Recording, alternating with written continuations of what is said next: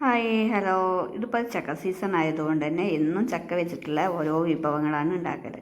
ചക്ക വെച്ചിട്ടും ചക്കക്കുരു വെച്ചിട്ടും ഒക്കെ ഉണ്ടാക്കലുണ്ട്. അപ്പോൾ ചക്കക്കുരുക്കെ വെച്ചിട്ട് കൊക്കവട ഉണ്ടാക്കിയതൊക്കെ യൂട്യൂബിൽ ഇട്ടിട്ടുണ്ട്. അപ്പോൾ കാണാൻ താല്പര്യമുള്ള ആൾക്കാർ ഒക്കെ കണ്ട് സപ്പോർട്ട് ചെയ്യുക. നിങ്ങൾ ഉണ്ടാക്കി നോക്കിയിട്ട് എങ്ങനെ ഉണ്ടെന്നൊന്ന് അഭിപ്രായം കമൻറ്റ് ചെയ്യും വേണം കേട്ടോ.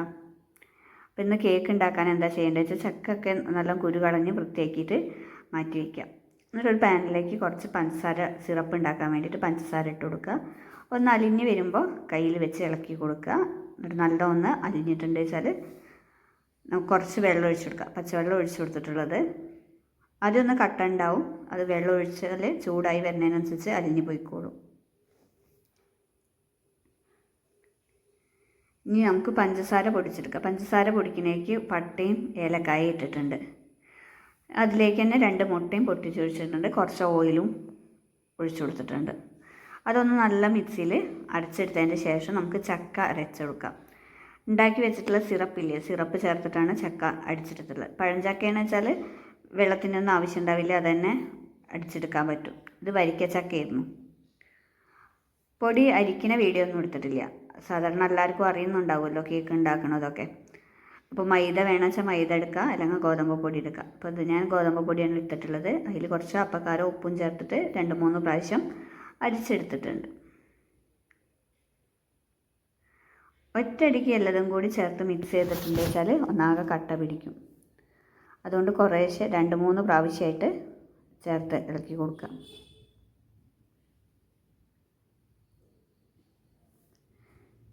വീഡിയോ ആദ്യമായിട്ടാണ് കാണുന്നത് വെച്ചാൽ ചാനലൊന്ന് സബ്സ്ക്രൈബ് ചെയ്ത് സപ്പോർട്ട് ചെയ്യണേ.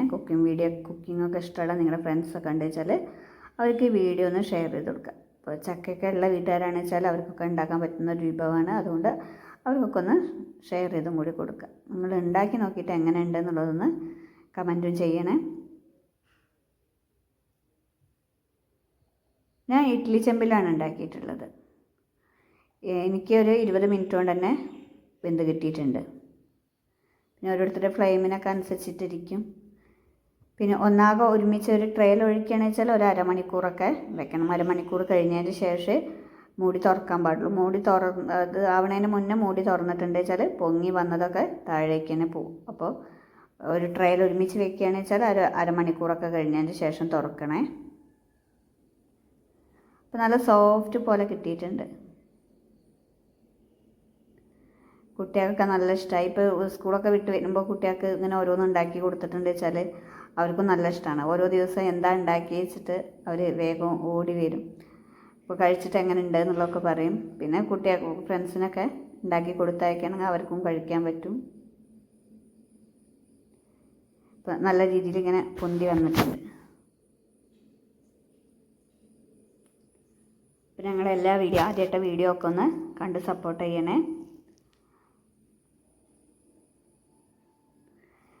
കുറേ വ്യൂസ് ഉണ്ടാവലുണ്ട്, പക്ഷേ സബ്സ്ക്രൈബേഴ്സ് വളരെ കുറവാണ്. എല്ലാവരും ചാനൽ കണ്ടങ്ങ് ചെയ്യൽ. അപ്പോൾ സബ്സ്ക്രൈബിൻ്റെ കാര്യം ആരും മറക്കരുത് കേട്ടോ.